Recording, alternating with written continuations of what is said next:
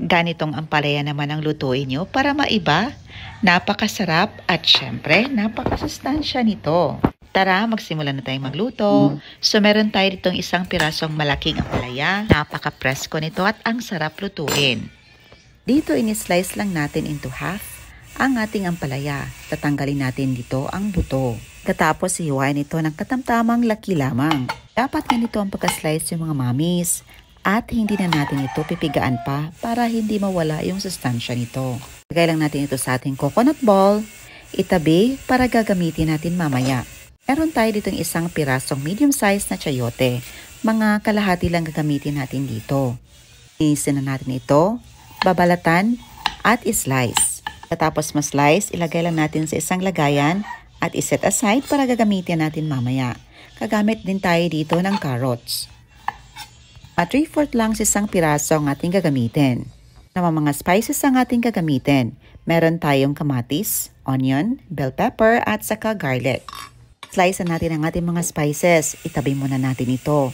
So meron tayo ditong isang pirasong medium size na chicken breast. Tinanggal lang natin ang skin nito at kinuha natin yung meat part. Hindi natin isasama yung buto nito mga mamis. Yung karne lang or chicken breast ang ating gagamitin. Dito ini-slice natin ng pa-cubes at inilagay natin sa ating wooden bowl. Since nag-slice tayo ng karne, isasanitize muna natin ang ating chopping board.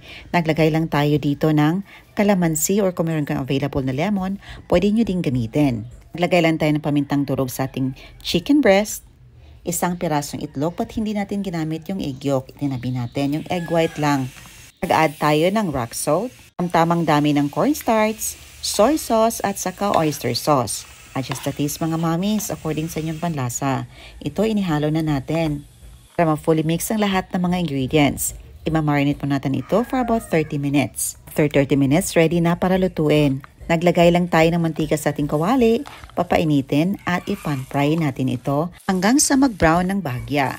Crispy-like texture ito. So na after a few minutes, ready na para hanguin. Itabi muna natin at ilagay sa ating wooden bowl. Sa ating pinaglutuan, ginisa natin ang ating mga spices. Inuna natin ang ating onion. Ini-add natin ang ating garlic, kamatis, bell pepper, at para mag-infuse ang flavor ng mga spices natin, nag-add tayo ng pamintang durog. Ini-add natin ang ating carrots at saka chayote. Gisahin lang natin. Takpan hanggang sa ma-half cook ito. Ito na after a few minutes na half cook na ang ating gulay, mag-add na tayo dito ng kanting tubig. Takpan ulit hanggang sa maluto ang gulay natin. Pagkatapos, make a well in the center at i-add na natin ang ating hiniwang ampalaya. Lagyan ng kaunting tubig, takpan hanggang sa ma-half cook ang ampalaya natin. Natin itong haluin mga mamis para hindi maging mapait ang ampalaya natin. At isa ito sa mga sekreto para hindi masyadong mapait ang ampalaya na ating niluluto.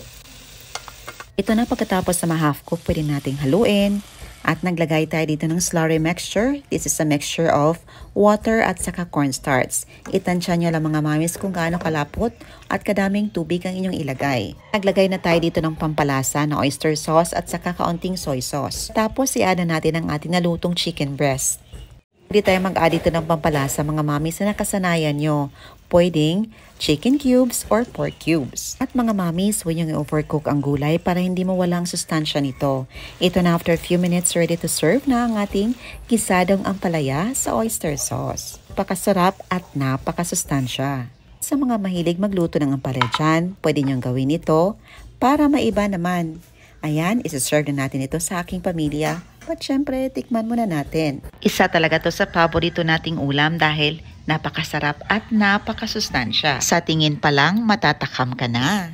Mas lalong pinasustansya pa ito sa carrots at chayote na ating nilagay. Talaga namang napakasarap at perfect ang lasa.